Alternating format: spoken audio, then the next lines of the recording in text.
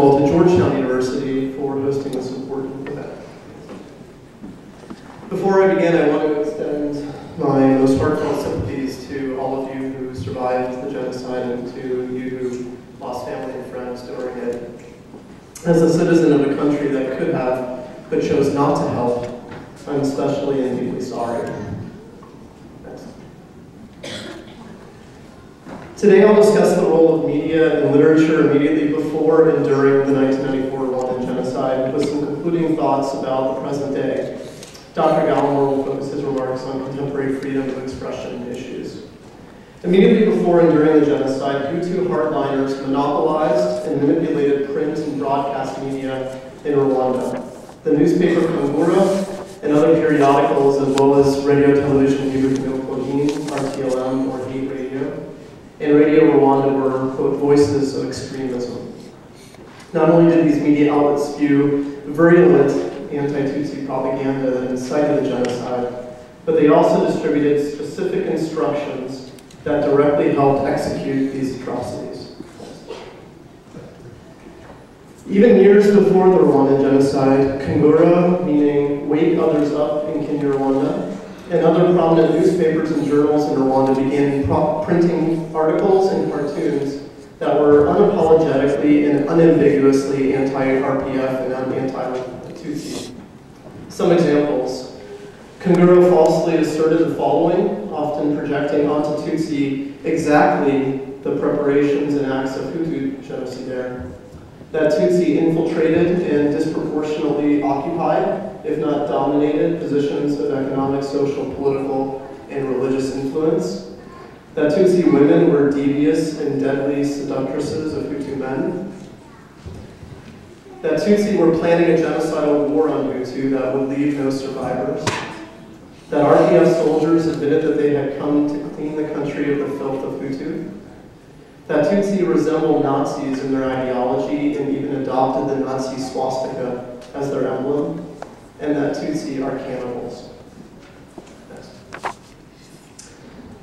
Perhaps the most famous example of Kangura's incitement is its cover from December 1993, 4 months before the genocide erupted.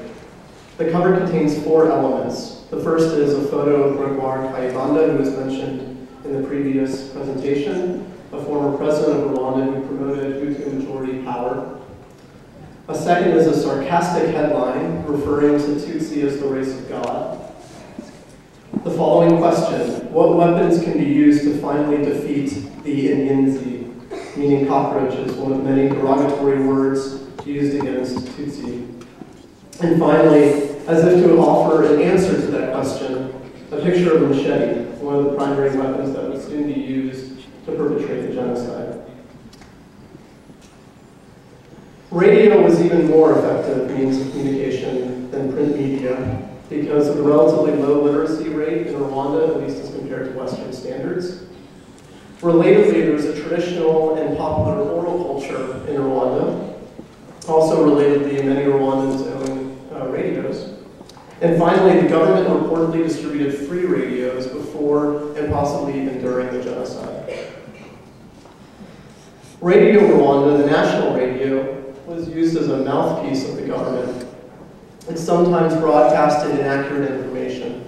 Because Rwandans had little access to independent media sources, the veracity of these claims were left unchecked.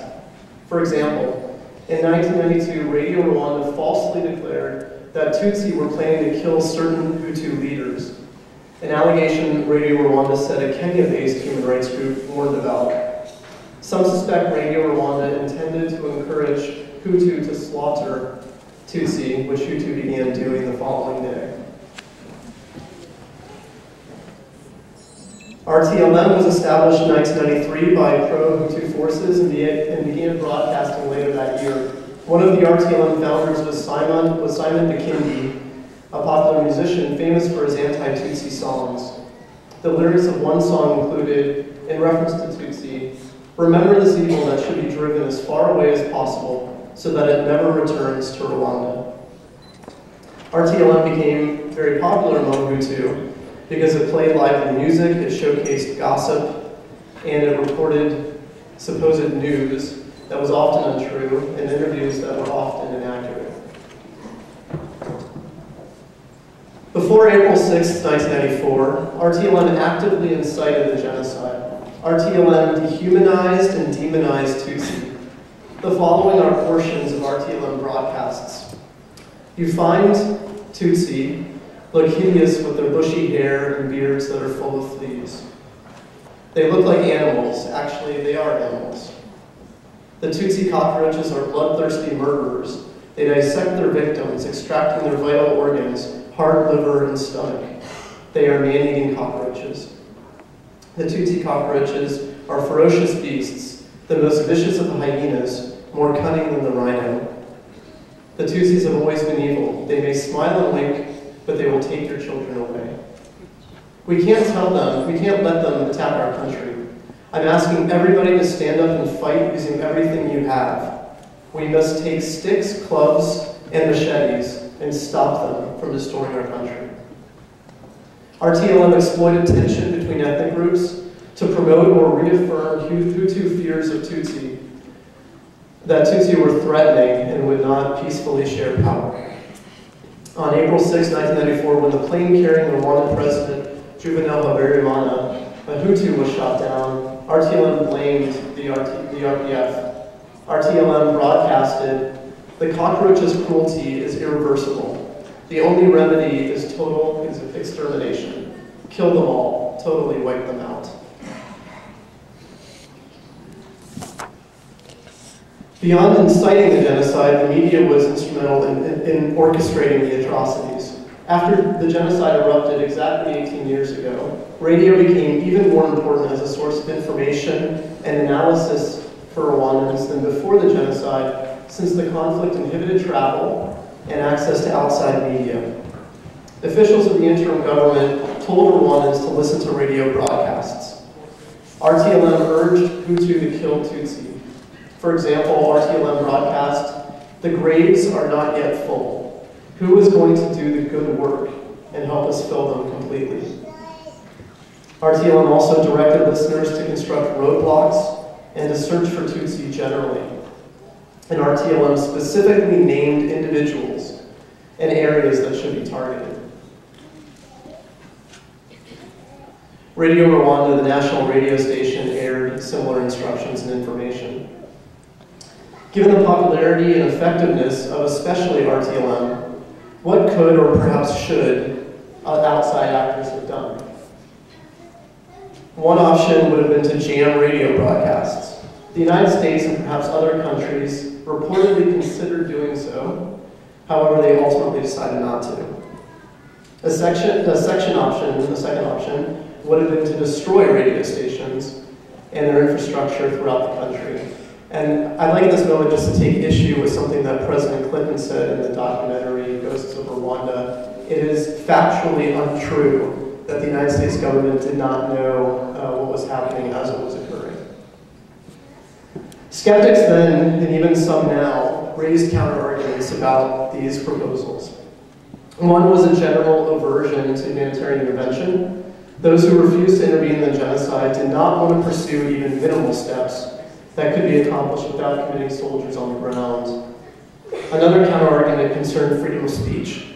The idea that words alone cannot kill people, and that people have the right to say whatever they want, regardless of how controversial it may be, and without regard to consequences. Of course, there are compelling responses to these counter-arguments. With regard to anti-intervention, just like bombing train tracks to Auschwitz could have helped mitigate the Holocaust, so too would have jamming or destroying RTLM. Moreover, the freedom of speech should have reasonable limits, an issue addressed explicitly after the genocide.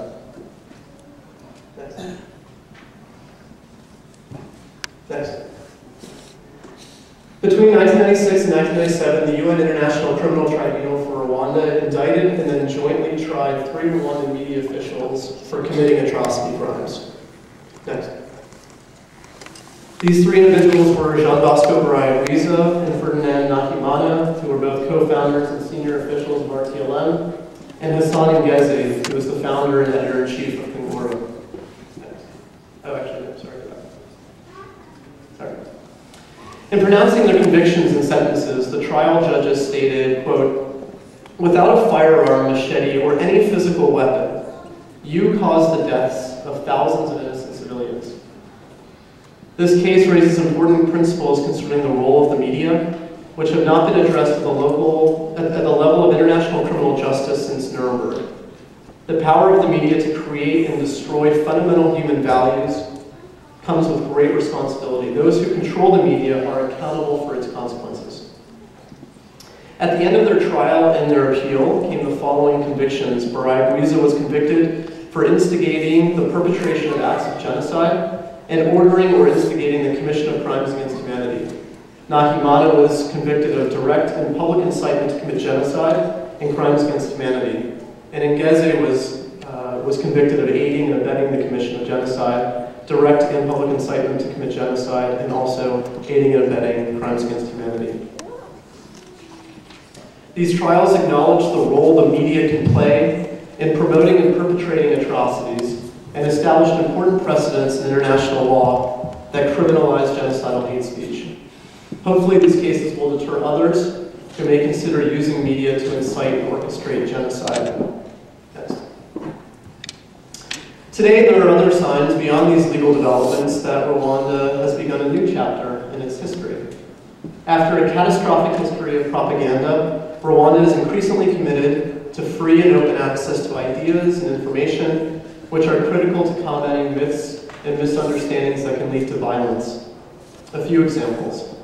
The UN estimates that the adult literacy rate in Rwanda today is between 70 and 80%. This figure is significantly higher than the 47% adult literacy rate in 1985. Next. The first national public library will soon be inaugurated in Rwanda. After a 10-year-long fundraising campaign, the Kigali Public Library, a 3-story building that will hold approximately 25,000 books, and partner with other libraries around the country and across the region, will provide unfettered access to a treasure trove of resources previously unavailable in Rwanda. This is the architectural rendering of the library. Next. I've been involved in the initiative for over a decade. Next. This is the foundation being laid. Next. The frame of the building. Next. Another view of the frame. Next. This is the front entrance as it looks today. Next. Another view of the front entrance. Next. This is the side view today. Next. This is the roof. This is inside on the front on the first floor. Another view from inside. Also inside. So I've only had about 15 minutes to speak, and of course there's much more to discuss about media and literature in Rwanda, including about genocide denialism since 1994, the growth of diverse media inside Rwanda, the controversial role of Hollywood and other outside media in portraying the history of Rwanda through popular films such as Hotel Rwanda, and the use and abuse of ethnic vocabulary in contemporary Rwandan society. I'll need to leave these important topics for another time. And thank you once again for having me here today. It's been a true privilege. Thank you.